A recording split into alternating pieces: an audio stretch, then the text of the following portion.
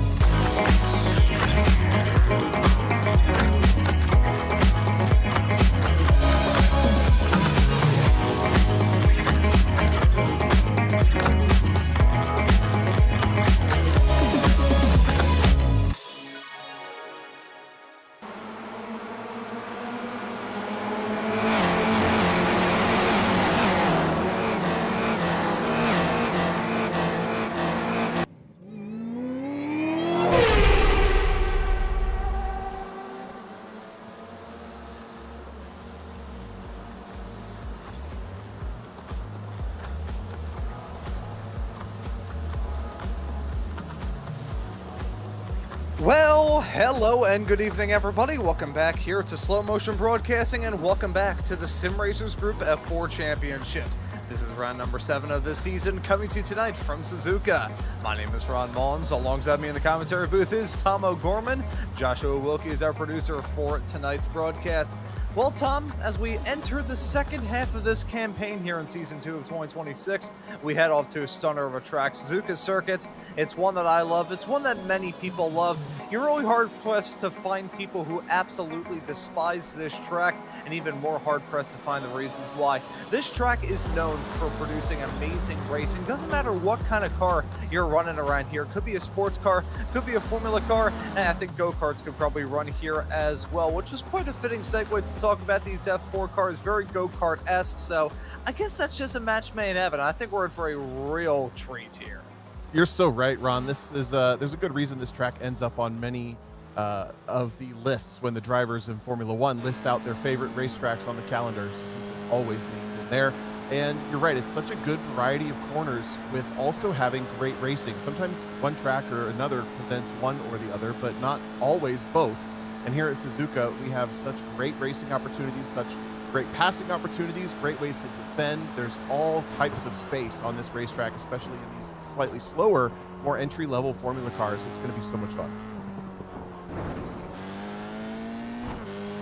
And I'm very grateful that we're running here at Suzuka so we can get to enjoy the sights and sounds of this track and not have to worry about any super clipping or anything of the sorts. Drivers slowing down 100 miles an hour before they even turn into 130R. Alrighty, let's move off into this.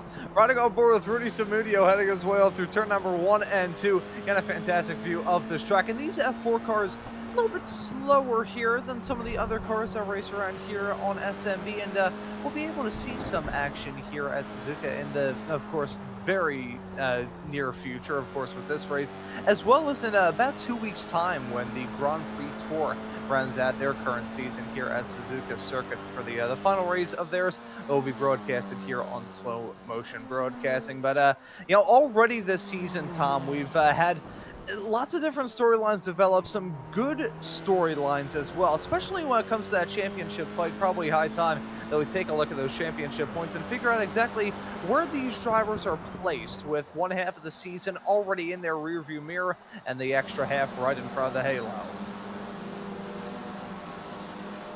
Yeah, this is round 7 of 12 for the Sim Racers Group Formula 4 Series, so just past the halfway point. And David Borden is up at the top, not just with 109 points and an advantage of, that's about 17 points there. He's also got the most wins on the season, 3 out of the 6 races, picking up the win in the number 94. Then James McDonald sits in the second spot. He picked up a win back in round 4, also has been on the podium 2 more times. Race wins also going to Greg Meyer and Jose Navas Molina, sitting in the 4th and 6th positions. But Jacob Guyton's consistency of being in the top 5 has been enough to put him in the top 3 of points. You can see it kind of is maybe a bit spread out towards the top, but there are also drops that come into this championship. So that's going to get a whole lot tighter as drivers have missed certain rounds and have maybe had a night to forget. But in that mid-pack from maybe 5th to 15th, look at how close everything is. Maybe some of the drivers we haven't seen on camera quite as much, but they're having their own great championship battles and certainly know who they need to sort of target to beat to try to make up some points. Yeah, so certainly the championship battle is getting spicy as we get into the second half of the season. When those drop rounds come into form, it's going to be so spicy. It's going to be reminding me of the time that I've been to a jalapeno and then got my tongue stuck to an ice pack. But we're going to have some fun here tonight. Currently halfway through qualifying, David Borden is your current provisional pole sitter at a 2:03.336. Pretty all right lap time from him. Not the largest gap in the world between he and Nathan Perkins, an even smaller gap from Perkins back to Dustin Brown. Really tight margins here in this qualifying session, Tom. I kind of wonder whether it's just the way this track is, the fact that these drivers are really close. You know, this track is one that iRacers, you know, new or old, rookie or experienced, kind of know like the back of their hand, whether it be just driving around here on iRacing, driving around here on a litany of other racing games that I'm sure many of us have had experiences with over the years, or even just seeing the racing in real life. When you think of kind of like the major 5 racetracks in the world, I think Suzuka probably ends up in that top 5 more often than not. I think it's easily the most well-known in the kind of Asian and Pacific region for sure. It's so high caliber, really, this facility. Started actually by Honda back when it was constructed as a test track more than anything, and now it's kind of developed its way into having its own sort of motorsports icon status. But as we move through qualifying, on the left side of your screen, you see how tight everything is, and that's especially the top 6, really. They're all covered by about a half a second, but I don't think qualifying matters nearly as much today. There's going to be a lot of drafting available as we ride down one of the longest straights into a flat-out corner here at 130R, the iconic sweep before the final chicane here. And these Formula 4 cars, they draft well as it is, but when you give them these long extended straightaways, I'd say probably 3 times per lap and pretty well spaced out, you're going to need the racecraft to win tonight. Yeah, no, there's a lot of precision that these drivers need to execute here, not just in qualifying, but in the race coming up as well. So Nathan Perkins set in a good lap time there, not improving though, so he remains in second as Andres Ruiz jumps up to 11th in that number 12 car. So good lap time from him to jump to a 205.4, right in the middle between Damian Dietrich, your final top 10 qualifier, and Rudy Samudio still on the outside looking in. We'll actually say as well, currently qualified in P14, a newcomer here in the other Sim Racers group world, actually one of the many drivers currently racing in this event from the Sim Racers group HQ there in California. It's Pranay Ketinen, and we apologize if we absolutely butchered that pronunciation. We'll expect some correction. I'll tell you what, if I picked up a criminal charge every single time I murdered a driver's pronunciation, I'd be in jail for life. That is the constant bane of a commentator's existence, right? But yeah, excited to have a new driver. If you're new to the Sim Racers group, you find us on YouTube and you're not familiar, it's a on-site physical location with 10 sim rigs out in San Jose, California. Out, I say, as I'm sitting here in Ohio, but there is the opportunity to race both on-site and from home in this series. So we'll have a handful of drivers, I believe, in-house tonight, as well as racing from their own specific sim rigs. And some drivers may come into the facility knowing what they're getting themselves into, of course, but maybe having never driven on that sim rig from on-site in one of these online races. They pick basically they get basically the first hour of the night to get practiced up before we go racing. Yeah, it's one of the unique parts of this series that's, just absolutely fantastic. Getting the opportunity to get used to sim racing, get some good lap times as Ketaneni jumps up to 11th there. So the newcomer in that number 39 machine jumps up into P11. That's a 205.2. So right in the middle there, after Andre Ruiz improved on his lap time to initially jump up into 11th. Ketaneni improving once more there as we're getting towards the end of this session here now. What's fascinating about this series, Tom, and something that I've noticed in my time covering it here, maybe it's just down to the fact of all the Weekend Warriors action that I cover here on SMB, specifically the Spec Racer Fords where you can't change the fuel load in Sim. I'm so used to drivers setting their fastest times at the end of the session that doing these F4 broadcasts, I'm like, what do you mean everybody's not going like 2 seconds quicker on their final lap than they were doing before? Sure, yeah, this being a fixed setup series, you can't adjust anything in the car other than the brake bias, and that's after you hop in the cockpit. So they start everything off, full tank of fuel, full everything, and on a track like this, I mean, you really don't get a lot of looks at the racetrack, right? So you don't necessarily get the opportunity to go out, turn a qualifying lap, and then pit in, put a new set of tires on it, having burned some fuel out of it, and then go back out, which we see in some circuits, especially in the Sim Racers Group Formula 3 series, which is broadcasted tomorrow night and every Wednesday. At about 10 o'clock p.m. Eastern, 7 p.m. Pacific. Either way, all that to say is this is all down to driver skill, and you really just have to kind of get the car in the window as quick as possible. Tires can be a little bit tricky when they're cold, and they do wear out towards the very end of a 20-minute race. That's what we're contesting here tonight, and you kind of have to keep an eye on that.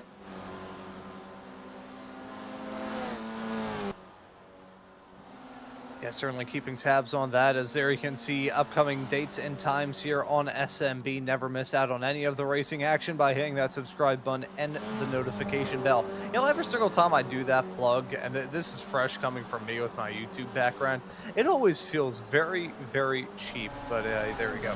Hit that subscribe button. That's exactly what that subscribe button looks like there. I always like how people have to remind their audience what the subscribe button looks like. You see that little red button? No, it doesn't say detonate. That doesn't say explode. It says subscribe. Make sure you press that. But Ken Glasser comes across the stripe there. Doesn't improve on his current lap time. He remains in 15th in the moment. Andres Ruiz breaks into the top 10. David Borden, still your pole sitter. I did see a little spark out of him about a lap ago. But as it stands right now on what could be one of his final laps here in this session, yellow in the first 2 sectors, make that the first 3 sectors as well. Nathan Perkins' personal best in Sector 1 and in Sector 4. No, that'd be Sector 5. I wish there were just 3 seconds. Like, I understand iRacing breaking it up. You need to dangle a carrot in front of an iRacer for them to improve on the lap time. Trust me, I say this as a driver myself. I think we can both attest to that, Tom. Drivers just need a little bit of encouragement. I wish on our broadcast graphics they would just break it into thirds. It always melts my brain.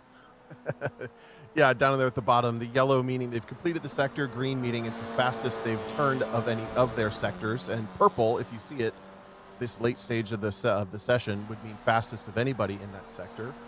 See David Borden's lap time highlighted in purple nicely there. Jumping back with him, he's purple right at the very end of this lap. He may improve this pole time. If he's got enough time, he's got the qualifying just expiring, checker flag in the air. But he's got about 10 more seconds, maybe just cling the wall on the right side, try to cut the distance down. Does he improve on the 203.3? No, looks like no help there. Oh, he does, actually, 202.8. That's a 4/10 pickup. Really laid it down there in the final stage of qualifying. The 94 is on a tear. And Borden pulling it out right towards the end. Damien Dietrich also just improved to a 204.4, so the driver, the 044, lots of fours there, jumps his way up, not fittingly, into 7th. Nathan Perkins still qualified P2, looking to see if he has a little bit of extra spark as we get towards the end here. Not improving in any of the first 3 sectors. We'll see what he does through Sector 4 right now.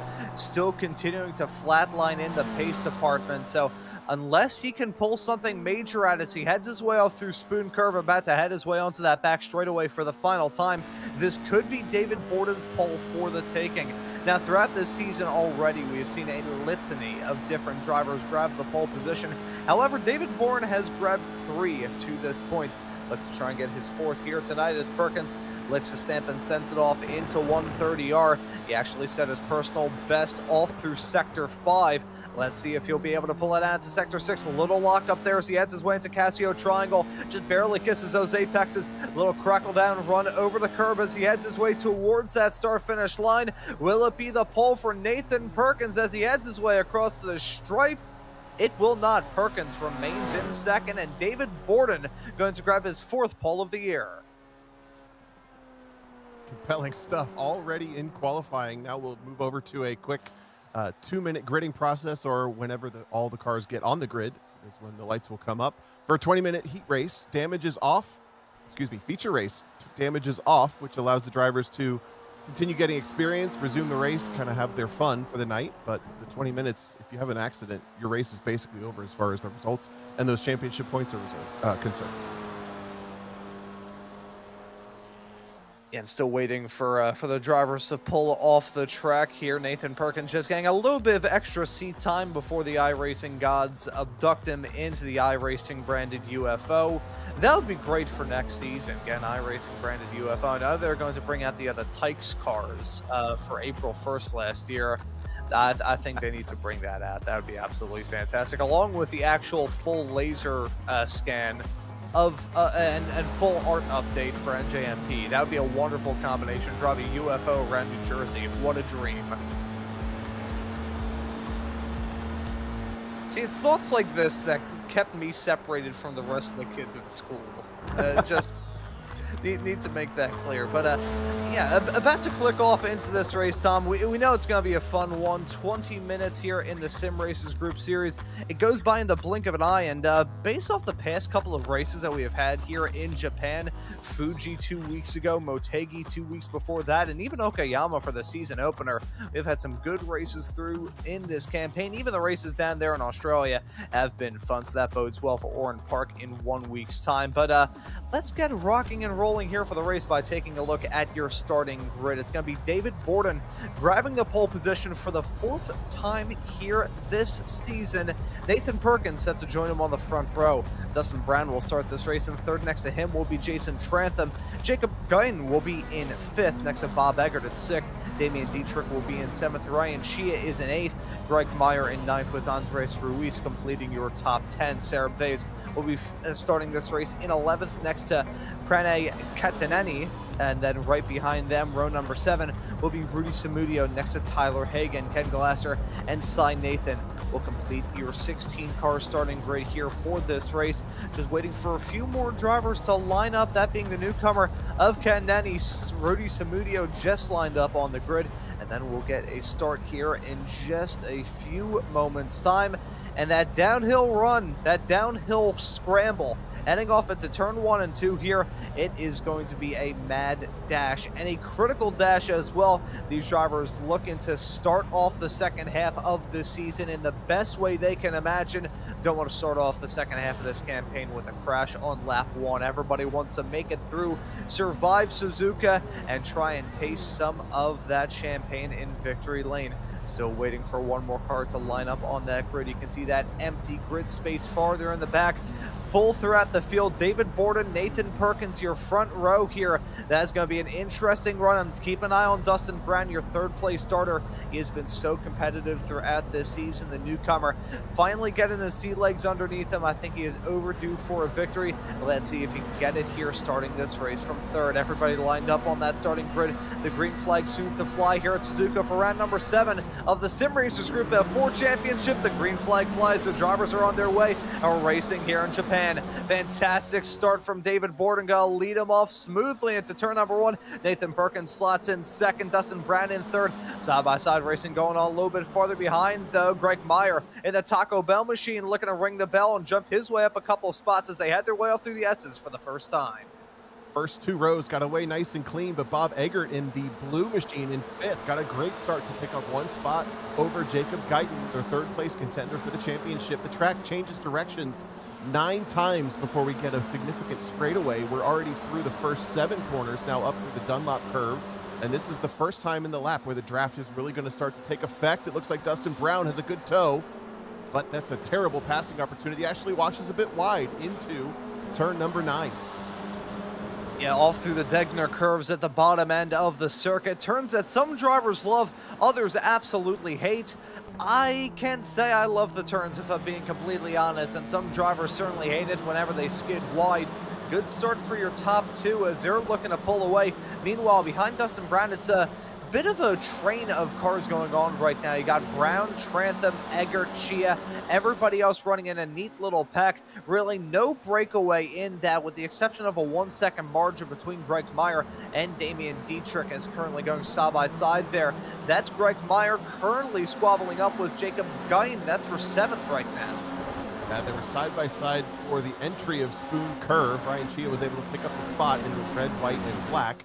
Number 9, this is the 3rd great drafting zone in the racetrack, coming into the fastest corner basically flat out until you're side by side at least, but you really have to watch those track limits. These cars can bottom out on that curb if you're just getting it just slightly wrong. And then side by side into the Casio Triangle for the first time.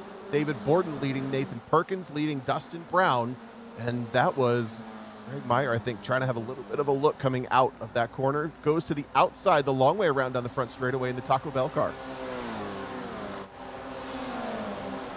And side-by-side racing maybe got flare up here for 3rd. Jason Trantham looking for that spot around the outside of Dustin Brown and through 1 and 2. Brown holding dominance on that inside line, but Trantham gonna power through, ripping it on the top side and punches out into 3rd into turn number 3. What a move there from Trantham. And all that battling though, your top 2 starting to pull away as now Bob Eggert seeing a little bit of smoke in the air and smelling blood in the water. He may try and get away from 5th right now and jump into 4th. Dustin Brown in real trouble right now. Yeah, exactly. Just got a little bit off rhythm in that first couple of S's and lost some time, but now the draft's going to pull him right back up to the rear wing of Jason Trantham. They sweep through the first Degner into the second, and it's so satisfying. You're right, when you get it just right, you can really exceed those track limits, especially here. But if you get it just a little bit wrong, especially pound one of those curbs, these cars bottom out. They'll take you on a big ride through the air into the hairpin for the 2nd time. Top 2 really breaking away just a bit, as this is the best battle on the racetrack between Trantham and Brown.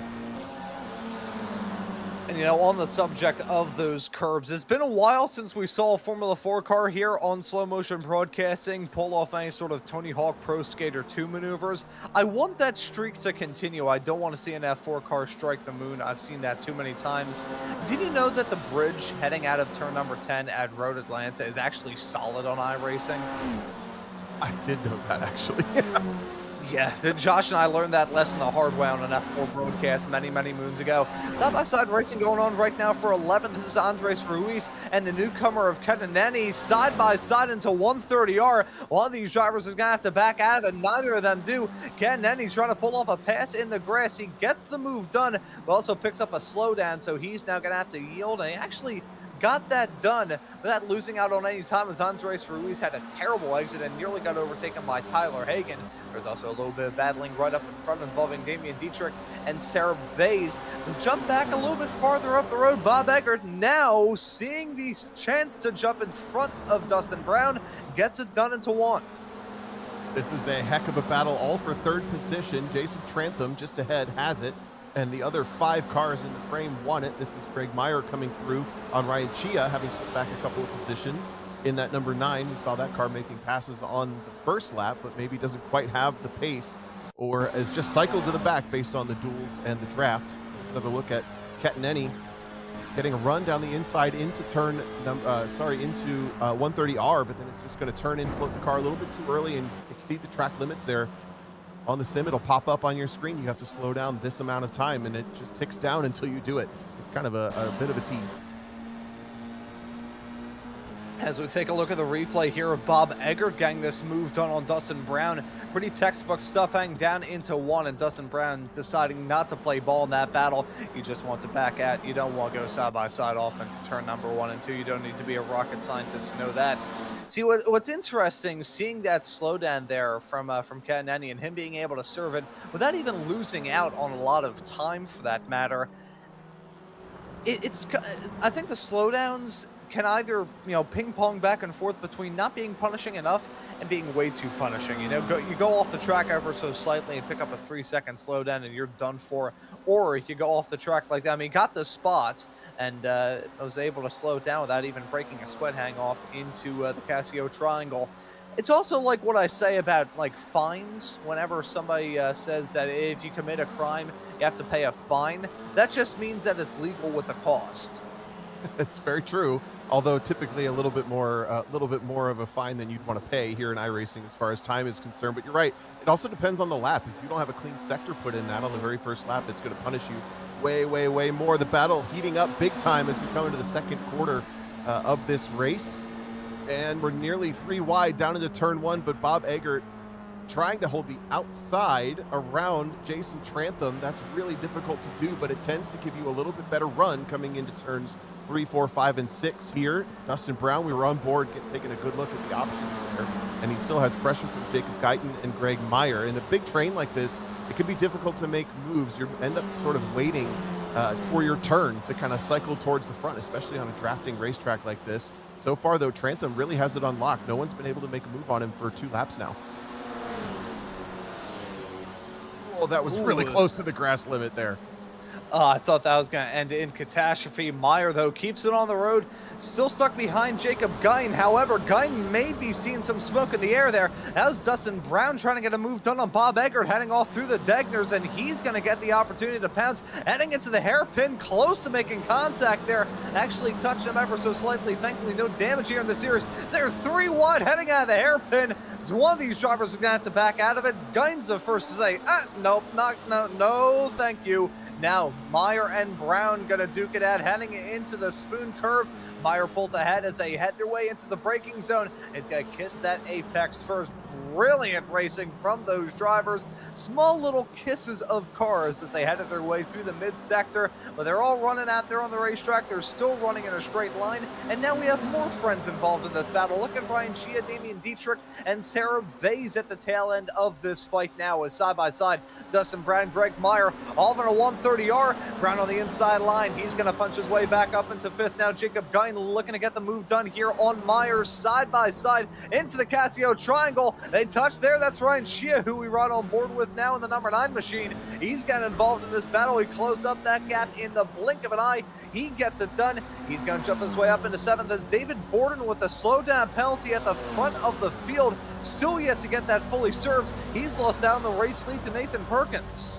Wow, that's your race leader having cut the course somewhere, and it picked up one of those cut penalties. We're still side by side here for Jacob Guyton And Ryan Chia through the first couple corners. Chia's able to hold the outside, carry the momentum. He's going to easily slide across the nose. Coming into turn number 3, is he just? No, Guyton keeps it there enough. There's a bit of contact and nearly shuffles Guyton off the racetrack.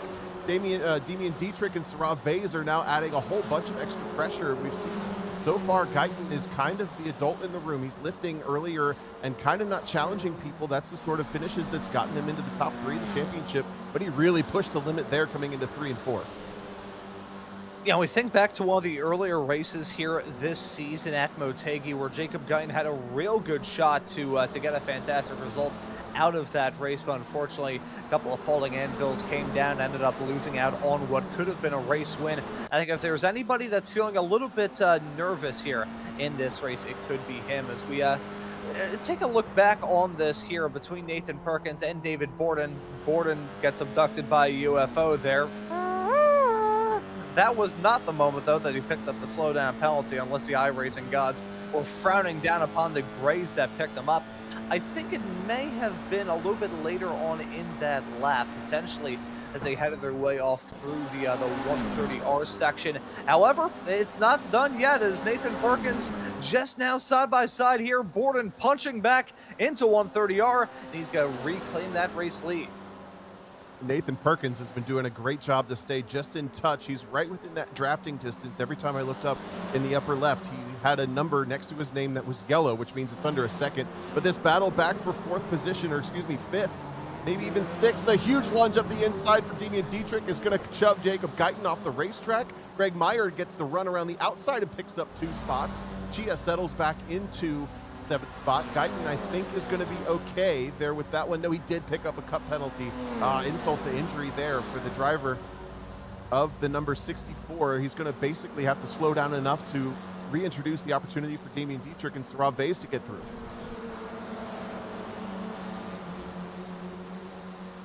Yeah, and you mentioned the dynamics of a train of cars, Tom, where the drivers start to get a little bit antsy, start to get a bit froggy in their own little fights, and eventually more cars kind of get involved. Then eventually, as the pack grows, you get a split. That's pretty much what we have had here. We saw the battling from 3rd briefly all the way down to 10th. However, that 4-second margin is broken up as Ryan Chia, once again, another alien abduction going on here. I don't know what it is. This is the most amount of alien abductions I've seen since a Formula Ford Weekend Warriors race at Canadian Tire Motorsports Park nearly 2 years ago, as Bob Egger gets really close to the back of Jason Trantham's number 28 car. He was so close he'd probably be able to tell you what Trantham had for lunch. Yeah, these battles have kind of separated out just a little bit. That was nice, by the way. Jason Trantham sitting 3rd, still holding that spot down over Bob Egger, Dustin Brown. They've separated themselves in a big way from this battle. We're right on board with Jacob Guyton, having served his cut penalty. Didn't lose a whole lot of time in the field. That's nice to see. Side by side with Meyer into Spoon around the outside. The only hope here is that you can carry enough momentum to kind of mitigate the back straightaway, but somehow they make it work. The two of them go side by side through the entire corner. And now it looks like Guyton's going to be able to pick up the draft from Chia as he just takes the natural line down the corner into 130R. And continuing to fight there. I had a bad feeling about that. I think the biggest loser, and that was Greg Meyer, thought he was going to get sent around by Damian Dietrich. They were still side by side heading into the chicane. They finally single file out. That was pretty much 3 cars right on top of each other. Let's take a look at this replay here. We'll reel it back as far as the battling all through Spoon Curve, because this is really where the seeds were buried into the ground, side by side as they headed their way down the back straightaway. It's cool from our perspective here in the broadcast. I'm sure Damian Dietrich enjoyed that sight quite a lot, but it's not good for those two because it just brought Damian Dietrich into a really close. Look at that green and yellow 044 machine. I thought he was going to send Meyer around. If that was nose to tail contact heading off through there, Meyer would have just spun around like a top. Dietrich would have maybe gone airborne. That was Meyer, I think, firing it off the road, heading off through the S's. He's had a mistake, and Dietrich gonna smell blood on the water to maybe get a move done there once more. Payback for what went down about a half a lap ago, and there's Dietrich and the spot. I gotta say, Guyton has a bit of a flirtation with that track limit coming out of turn 7 every single lap. Stressing me out, man, watching you trying to dip those tires, but he's surviving every single time. I'd also love to see this, such high-quality racing from these drivers. I call it embracing the race, not trying to race at the expense of the person next to you, but to beat them. As now, looks like Ryan Chia, maybe a poor exit out of the hairpin, and Jacob Guyton is going to get a ramp around the long way through turns 12 and into Spoon Curve. Yes, he does. Guyton back to the front of this train for 6th position. There's a battling going on once again for 3rd. Dustin Brown was just able to jump into that spot as well. I gotta feel bad for Josh in the production truck, having to be like a chameleon looking at 16 different things at once. We got battles for the lead, we've got battles for 3rd, we've got battles for 5th, 8th, 9th. Pretty much every single spot that you've got in this field, with a couple of exceptions, as some little battle going on. This 4-car train is kind of broken up into a 2-and-2 affair, not because there's a huge gap between Damian Dietrich and Ryan Chia. It's just because these drivers are so transfixed upon one another that they can't really look at the cars around them. As we take a look at the replay here, this was that battling for 3rd. As you can see, that was Jason Trentham and Bob Egger chasing each other's tails all through Spoon Curve. That's Dustin Brown saying, "Thank you very much, boys. I'll enjoy those 2 free spots." Yeah, that was really aggressive stuff from, I think that was Bob Eggert, right, in the Pepsi machine. Showing the nose on Trantham. We're jumping on board with Brown. He really gets the nose in there on the second apex of Spoon. Almost loosens up Trantham. Trantham, that's a good save, really. He was as close to murder there as you can get without actually going around. David Borden's still leading the race. We're all under 5 minutes to go in this race. It's flown by. There's so much action. Yeah, you know, honestly, I think the observation that I made before we went live about these races being 20 minutes long and really not feeling like 20 minutes, it rings true once more. This has been a fantastic way to get the second half of the season up and rolling, and the battling is still far from done. Nathan Perkins, who is not only looking to continue his fight with David Bourne, still continues his fight with the Martians as he got abducted once again, heading his way out of the hairpin. Either he's getting abducted or he hit 88 miles an hour and he's puttering around the fields of Japan with Soricha Honda when they were designing this track way back in the 60s. Actually, this track opened in 1960, so it would have been the 50s when they were designing this place. Tom, have you ever seen some of the proposals for like the initial designs of this place? They are wacky. I haven't actually, but I know the original layout for Fuji Speedway was super wacky, so I imagine something similar at least. It's hard to imagine they came up with this. This almost seems like a perfectly engineered racetrack that took some engineers or some algorithms to do, and yet they were making it back in the 50s. Really impressive. The other thing that's interesting here, back to being on the racetrack that's impressive, Nathan Perkins is still right within touch of David Borden. Remember, Borden qualified on pole by a little over 0.4 of a second, so the raw pace advantage goes to the 94, but the draft is offsetting that just enough that if Nathan Perkins is a little bit stronger than he has been on average here at the later stages of this race, as the tires are worn down, he might be able to just sort of knock back into that gap up to David Borden, still hanging around maybe just a half a second to 3/4 of a second. Yeah, it takes 2 to tango, and for these drivers contending for that race win, they haven't really given us a single point to rest, even though there was that slowdown that David Borden had, and of course, the gap between Borden and Perkins right now. It really has just stayed within that 1 second range, occasionally teeter-tottering back and forth between being under and over a half a second. It's been really well-composed driving from the both of them. For Nathan Perkins as well, it's been a fantastic drive for him so far here in this race. Is a fantastic save from Bob Eggert. That was heading out of turn number 9, right under the crossover, and he was just barely able to hold on to that race car, lose his touch of the 2 cars right up in front of him in the form of Jason Trantham and Dustin Brown. But Bob Eggert, all sorts of crossed up. Pardon the pun, we're racing here in Japan, having the reflexes of a ninja to keep that car in a straight line. And now that's going to give Dustin Brown a nice big draft down the straightaway into 130R, coming off of Spoon here without any worries behind him at all, at least for this lap before he starts to take it side by side. We'll keep an eye on that number 4 Duff liveried car. It looks like it just hunts right directly. Jason Trantham knows what's coming. There's nothing you can do about it. You just got to kind of hang out and pick, do I want the inside or the outside for 130R? He's going to try to pick both back and forth and back and forth. Dust hanging in the air just in front. Signs of drama, but looks like everybody's okay. And it isn't going to produce a passing opportunity. Whoa, Trantham, huge defense, just changes direction perfectly at the last minute to cover the inside and try to dissuade Dustin Brown.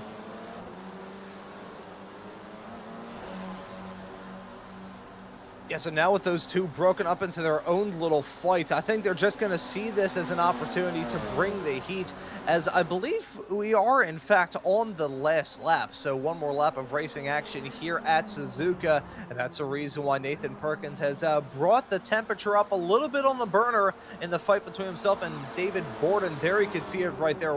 Wonderful camera angles, the whiplash sim cams that we have here on Slow Motion Broadcasting. Top tier here on this show. David Borden and Nathan Perkins, your race leader and your P2 runner respectively. Borden looking to continue on the show of dominance that he has had so far this season and try and get yet another race win after grabbing his fourth pole a little bit earlier on tonight. He's looking to get his fourth win and his third in a row after winning at Fuji and Bathurst. That would be a fantastic streak for Borden as he tries to get a championship here this campaign. But Nathan Perkins, he is right there, about a half a second the margin as they head their way out of the turn 11 hairpin through the long, meandering, never-ending right-hand sweeper of turn number 12 before you head your way off into that spoon-breaking zone for the final time. Perkins just there. He's not putting the pressure on Borden heading off into spoon curve, which is a good call. You just got to keep that driver in front of you within an arm's reach as you head your way onto the back straightaway. I think a solid exit there from Nathan Perkins. Now firmly tucked in the slipstream. These F4 cars are basically go-karts with wings. They punch a solid hole in the air. A strong draft here from Perkins. Closes up that gap to about 0.2 of a second, but lifts off, heading into the turn. Maybe trying to save up the run. Maybe just looking for second. These drivers can sometimes be very, very calculated. They want to just get a good result, get the experience, and try and bring it home. David Borden going to bring it home in a familiar position for the third week in a row. David Borden going to win here in the Sim Racers Group F4 Series. Now we got a battle with Trantham and Brown to discuss.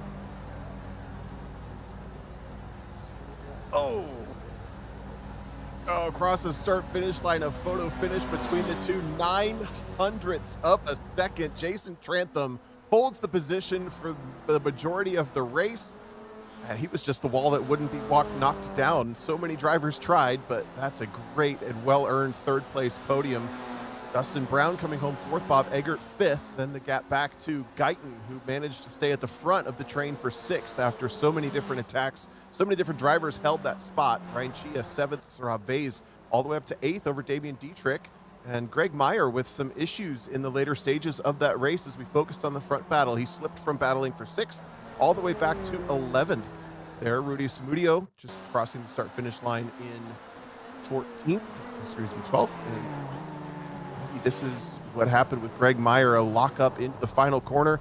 Oh, and Saurabh Vase just trying to kind of follow the rhythm of the natural racetrack. Doesn't quite respond to Greg Meyer, takes his back wing off for a split second, spins him around at the very last second of this race, and that's what lost him the extra couple spots. Yeah, the real tough thing about that Casio triangle is the exit of the turn. It is so abrupt. It feels like a street circuit at the back end of this racetrack, but either way, I think Greg Meyer can hold his head up high. He showed some really good speed here in this race. We'll have to see what he can do at Oran Park next time out. Another interesting track in the history books. Really, in terms of just iRacing history as well, it was the first kind of instance of a track that went the way of the Dodo Bird being preserved through iRacing. Eventually tracks like USA Speedway down there in Lakeland, Florida, which I believe is now like a Walmart or an Amazon warehouse or whatever the deal may be. That you've also got, I believe it's Wild West Motorsports Park that eventually got knocked down. I believe they're building housing there now. But Oran Park next time out, we'll be able to gun through the history of that. Drivers going to be racing around tracks that have no longer been around. In fact, it's all just residential housing and shopping centers. But we'll take a look at your results in a couple of moments' time to wrap things up here from what was a very exciting 7th round of this championship here at Suzuka, Tom. I think we were treated to a good one, as we kind of expected to a degree. We know these drivers, we know these cars, and we certainly know this track. Yeah, and I think I really hope this is one of those races where no matter where you finish, you look back, man, that was fun. Just looked like a really high quality race from where we were sitting. The top 3 podium photo before some donuts. I guess his arms aren't tired enough. The number 5 got to wear himself out the last little bit, and there you go. The winner of the night, David Borden, taking the win in the number 94. And as he burns it down, we'll click it off into the slow motion and show your race results here for round number 7, the Sim Racers Group F4 Championship. Perkins trying to do some reverse donuts there in the back. I'm not sure how that's going to work out. Actually, I think he managed to make it work out well. David Borden, your race winner. 0.4 of a second, the margin between himself and Nathan Perkins at the end. It takes 2 to tango with some brilliant shots at the end of this broadcast and a brilliant battle between the two. Jason Trantham comes home in 3rd, as Perkins very lucky that there's no damage here in this series, as he just cracked the back end of his car on the pit wall. Trantham, as I just said, your P3 finisher, just barely wins out in that fight between himself and Dustin Brown. Those two, another little battle of note. Bob Eggert rounds out your top 5. Very lucky that he was able to finish this race after that mega sideways snap heading out of turn number 9. Lost it over the curb, but the reflexes of a ninja able to keep that car on the racetrack and keep it in a very good spot indeed. Jacob Gein, who had a wild race in his own right, ends up in 6th. Ryan Shia is your 7th place finisher. Sarah Vase ends up in 8th. Damian Dietrich is in 9th. Pranay Ketaneni, the newcomer here in this series, in the number 39 machine, will round out your top 10. Greg Meyer, who unfortunately had that falling anvil come down on him, heading off through that final chicane right towards the end, ends up in 11th. Ken Glasser is your 12th place finisher. Andres Ruiz is in lucky spot P13. Rudy Samudio in 14th. Cy Nathan is in 15th place. Tyler Hagan, I believe, was not running at the end. 2 laps down, your 16th and final driver classified here in round number 7 of this season. But I'm looking now in the interview waiting area, Tom, and I think we may have the opportunity here very, very soon to have a chat with the newcomer here in this championship, and I'll get all the information together here and mutter dross as I get nicknames changed in Discord and roles assigned and all that stuff. That's so fun to do this. Actually, Tom, I'm gonna bide some time here by real quick sending you some of the proposals that they had of Suzuka way back in the day. It is the original proposal that they had back in very early 1960 had 3 crossovers. Let me send it in our little broadcasters text chat here real quick, because this is absolutely stunning. Let me know what your thoughts are on some of those proposals there that I just sent in the broadcast text chat. Will do. Yeah, we're gonna have a chat with Ketaneni about his first race weekend, or first race night, with us here at Sim Racers Group. We'll have a chat with Nathan Perkins as well. Oh wow, yeah, look at that, man! That you would have been exhausted after a lap of one of these.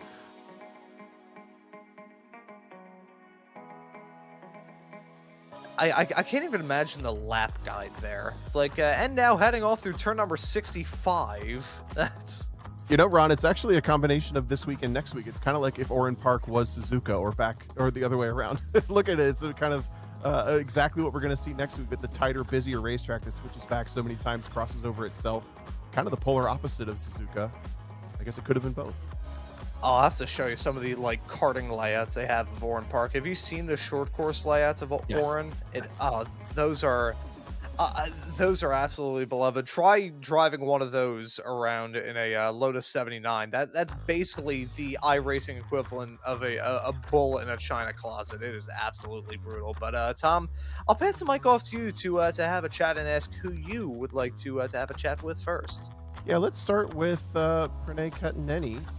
Pull him down here into the broadcast booth. Pranay, first, I hope I'm saying the name right, but do you have us here on the microphone? Yes, I can hear you guys. Awesome. So a top 10 for your very first time here with us in Sim Racers Group.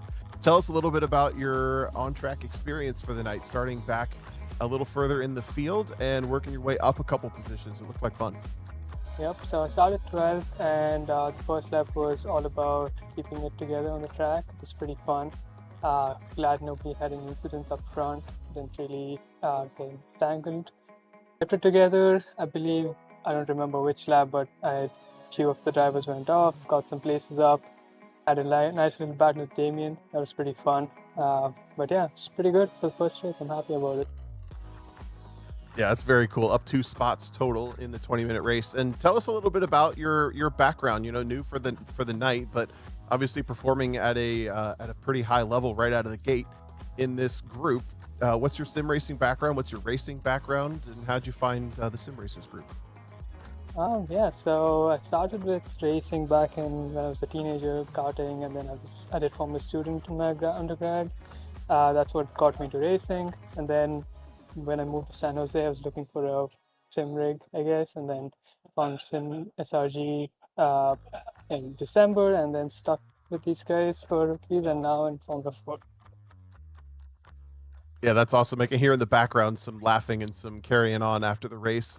Tell us a bit about what racing on location is like. You know, most of us, including us here in the commentary booth, we're remote as well, but most people racing remote, but that's a kind of unique aspect of being able to come together physically and all be in the same place when you do these races. Yeah, absolutely. First thing, the community is amazing here. Jason put together a great team out here. Tyler does a great job of helping us get this whole thing together. It's pretty fun, get to see some familiar faces, get to race them. It also gives me something to do on Tuesdays nights, so it's pretty good. Yeah, love that. Before we let you go, anybody you'd like to shout out or thank on the broadcast here? Oh, absolutely. Thanks to my girlfriend. I guess she's the only one watching it, so yeah, and thanks to Tyler and Jason. Great stuff. We'll hope to see you back at least a couple more times, if not regularly, here in the Formula 4 League. That was Pranay Kataneni, finishing in the 10th position on his first race here, the number 39 with us tonight.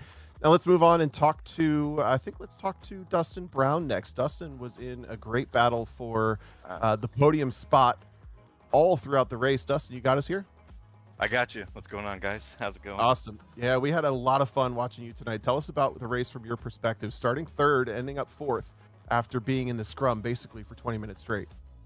Yeah, my starts in the F4 still not great. Didn't get the launch that I wanted. And Nathan and Borden just did their thing and they pulled away. They had really good pace. I think I maybe pushed a little too hard and didn't really start hooking up laps until probably past mid-race, and then I was battling it out with Trantham. Obviously, I don't know if you guys saw that, but that was my race. Oh yeah. Yeah, okay, so you mentioned the start. Tell us a little bit about this for maybe anybody watching who's not tried to launch one of these cars. What's the process at the start? Is there some clutch management? Is it full throttle? I actually have not done a standing start in these cars either, so I'm curious for myself too. Yeah, there is. I have dual clutch paddles. I use my actual clutch too. When I race the V's and the Ray, I actually use my actual clutch pedal. I kind of rev up to, I don't remember exactly the RPM, but I just kind of drop the clutch a particular way, and I get really good launches in the Ray specifically. And I try to do it in a similar way in the F4, but it doesn't work. So Sure. Still trying to get it figured out. Yeah. Yeah, so especially right here at the start, it's so easy to lose those positions if you don't have it 100% locked. So you joined us in round 4. This is your 4th time with us out of the 7 rounds, and you finished 4th, 2nd, and 4th. So you've got one of the highest finishing averages. Hopefully we'll see you throughout the remainder of the season. But also just curious if anybody you got to shout out or thank while you're here on the broadcast with us. My teammate, my endurance teammate from last weekend, it was Michael Quinn. I really hope I'm pronouncing his last name correctly. But we won the race. We finished the 4-hour NEC race, and we won our split. So shout out to that guy. Yeah. Oh, awesome. Congrats. Well, good stuff. Thanks for joining us here in the booth. And again, you're really on a good start to your season. Even if you start a little bit late with the dropped rounds, you're definitely within championship contention here. Hope to see you throughout the remainder of the season, and congrats on the 4th place tonight. Thank you guys. I'll keep pushing. Hopefully get that win. Before I go, I thought, just really funny thing really quick, I thought I was racing Cotcher the whole time because he sounds just like Trantham. Just thought I'd drop that out there. The captain with us even when he's not with us. Thanks, Justin, and we'll hope to see you for the remainder of the season. Now let's have a little conversation with your second place finisher for the night, Nathan Perkins, joining us here in the broadcast booth. Nathan, you got us? Hey there. Well, you led some laps, but it wasn't the correct lap right at the very, very end, but you still put on a great show, and this is your best finish of the entire championship. Previously, a 5th place was your best. What clicked tonight? Was there something special about this racetrack, this race, this week that had you feeling extra speedy? I think I've put a lot of laps on Suzuka and Gran Turismo back when I was probably like 16 years old, Yeah. 20 years ago, and Sure. I haven't done that in a while, but I think a lot of that's still hidden away, and I had an opportunity to just get right behind Borden and ride his coattails to the end of the race, so I took it, and I just tried. I knew it would be risky to get in front of him, so my best position was to be about half a second behind him the whole time, and I was able to hold that. And yeah, I'm super. I mean, this is a win for me, so not too worried about not being able to pass him. Yeah, man, I get that. I mean, the muscle memory of the track coming in from all the different games, right? You're just kind of like, oh yeah, this corner feels like it did in Gran Turismo, and this corner feels like it did in Forza. Some, all that stuff comes together. But I hear that. Talk us through a little bit about the mentality you're kind of following in second. All of a sudden, the cut penalty pops up, and now you're leading the race. Borden lets you through, and now he's adding the pressure. I mean, how does that feel while it's happening over the race duration? I wasn't really worried about it. I was sure of myself that I wasn't going to be holding that first, but the main thing I was looking at was like how close behind is third. So I was watching them tick away a bit and feeling a bit more confident by the end of the race when it was, half a second behind Borden and 8 seconds ahead of the next pack. Then I could breathe a little. But I mean, the whole race I was sweaty all over, and then just my mouth is completely dry and my brake leg is shaking, and I'm like just pumped full of cortisol. This is like the most stressed I've been in my life. The beauty of sim racing, right? Yeah, it feels real to me. Yeah, dude, I get you. No matter how many real races I've done, I still get the most nervous for a sim race, and I don't know why, but it's part of the magic of it. While we have you here, any thank yous or shout outs you'd like to give? Yeah, number one, shout out to my girlfriend. She was watching the race. She was super excited, so I got to go downstairs and have a little bit of a champagne moment before coming back up to do the interview. Nice. But everybody at SRG, my family, and especially the people that are going to be doing the Nürburgring 24-hour race this weekend with us. So I'm not sure what the list is right now, but we have about six or seven in our crew to do 24 hours in a Porsche. So that's going to be tons of fun, and I'm really looking forward to it. Yeah, good luck. That's awesome. And congratulations again. Thanks for sharing the celebrations with us, and looking forward to seeing you for the rest of the season here. Right. Thank you. See ya. All right, Ron, good stuff from 3 of our competitors tonight. I love to hear that when, yes, it is a simulator, and yes, it's not real racing, but it is real racing. And when you do a good job and you get to celebrate with someone else and they were watching, I mean, it doesn't get any better than that, no matter what level you're racing at. Yeah, exactly right. It is real racing, real emotions, real competition, and also like a real community as well here in the Sim Racers group. And one of the things that we pride ourselves in having here on Slow Motion Broadcasting is, I would argue to say, one of the best kind of like all-around communities between all of the series that we cover here. Lots of crossover. Some of the drivers that you see here in the Sim Racers group events, the likes of Michelle Lynn, Jason Green, they compete in the Weekend Warriors. Obviously, Weekend Warrior drivers start off with, then made their transition over to Sim Racers group. Even some of these SRG drivers have been out there on track for Weekend Warriors competition as well. We always have a fun time here on Slow Motion Broadcasting, and I think it's fair to say, Tom, that we had a fun time here tonight. But Oran Park, next time out, that track is I think the word unique is kind of like a, a dead horse that's been beat with a baseball bat by us announcers, but really there's no other way to describe that place. It is truly out of this world, considering it was on this world and no longer is. Yeah, looking at the last 5 races we have Oran Park, Sandown International, Adelaide Street Circuit, Tsukuba Circuit, and Phillip Island. So of those 5, 3 of those are very small, tight, twisty racetracks, including 1 street circuit. Then we have Sandown, kind of a bit of an outlier, and 1 final traditional big racing circuit with Phillip Island. So I think the last part of this season is really down to who has the car control, who has that really raw grip on the car to really manipulate it around some of these tighter racetracks. I think David Borden's the hard one to bet against in the number 94, picking up another win tonight, but it's going to be fun to watch either way. Yeah, David Borden going to be looking for his 4th straight victory next time out at Oran Park. And of course, you'll be able to catch all of the action here, as usual, here on Slow Motion Broadcasting. That doesn't do it for the Sim Racers Group action, though, as in 24 hours' time, we'll be able to bring you round number 7 of the Sim Racers Group Formula 3 Championship live here on the channel at 10 p.m. Eastern Time. That'll be at Miami, the Miami Autodrome. Truly a racetrack, but the F3s always put on a good show. That won't do it for the action, though. Here is the Formula V weekend. Warriors will be at Aragon this upcoming week, as the Spec Racer Fords will also be racing here on SMB. That'll be at Summit Point. So I hope you're in the mood for 57 cars running around Summit Point. That's going to be a fun one. That is a fantastic racetrack that I'm not sure if I'm actually allowed to visit in real life.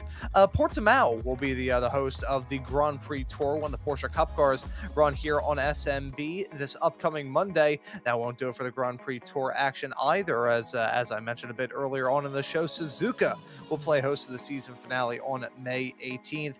That won't do it for the action here on Slow Motion Broadcasting, though, as at the end of the month of May, on May 30th, we have the Adam W.E. Step Memorial Scholarship GT3 charity race. That'll be exclusively in the Mustang GT3, so if you're in the mood for some American muscle action outside of the American Muscle Series here on SMB, you can tune into that broadcast, be a part of the event. Scan the QR codes on screen right now to become a part of the event, donate to the cause, or watch the action live here on Slow Motion Broadcasting. Again, that is on May 30th here in 2026, live on Slow Motion Broadcasting at 10:30 a.m. Pacific time. Check the channel for your local listings. But after this broadcast here tonight, I should probably say, for round number 7 of the Sim Racers Group F4 Championship at Suzuka, that will just about do it. So for myself, Ron Maunz, Tom O'Gorman joining me in the commentary booth, and Joshua Wilkie working on the cameras and the graphics and the virtual production hauler, I say thank you all so very much for tuning into the action on Slow Motion Broadcasting tonight, and we hope to see you all wherever it is in the not too distant future.